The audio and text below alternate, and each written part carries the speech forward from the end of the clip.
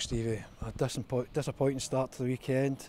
First half was poor from yourselves, the second half was an awful lot better, but you still didn't get anything from the game. No, and our objective at the start of the week was to try and gain points on yourselves, but we lost to Dundee United through the week in a game that, you know, could have went either way.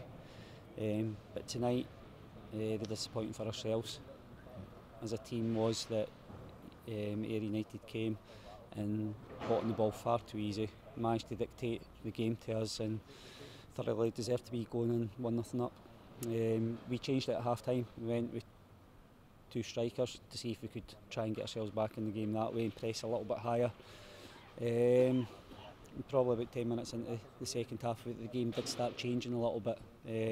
Unfortunately for us, we never managed to score, but great credit to Ayr for holding out for the 1-0 victory. Yeah. Just before half time, 40 minutes, Joe Thompson went down, not under a challenge.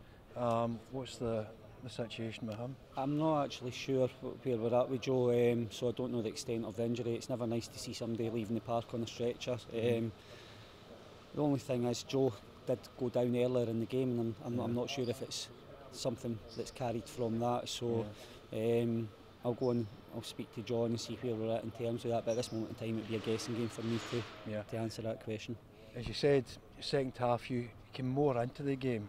The last 5 minutes as an Ayr fan were nail biting, bottom clenching, as you pushed but you just couldn't find that finishing touch. No, but I think in football you earn your luck and you earn your breaks in football, and as I say, Ayr came and were very much dominant on our patch in the first half, and we made it very difficult for ourselves to take something from this game.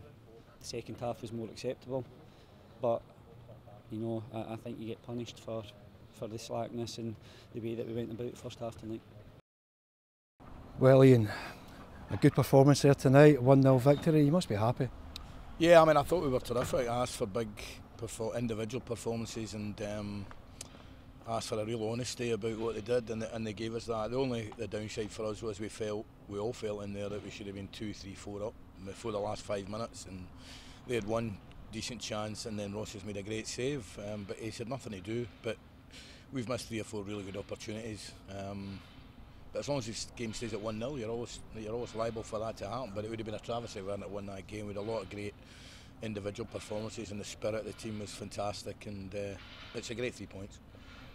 In the commentary box, we thought Shankland had got a touch for the goal, but it was straight in from Declan. No, it's Declan, aye. He says it's a shot, but Declan's known to lie about these things. So, but Shankland and Moffat were back at the bed, but they just couldn't handle Shankland. And he's had 2 or 3 efforts. The goalie's made their man of the match. Has had great saves from him.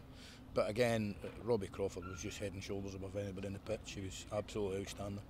We said just before we come on to the interview there that Shankland and Moffat up front are showing that kind of form that they had at the beginning of the season. Well, all our fans say the beginning of the season. You know, if the beginning of the season's 30 games, then fine. I mean, I want my team to get involved.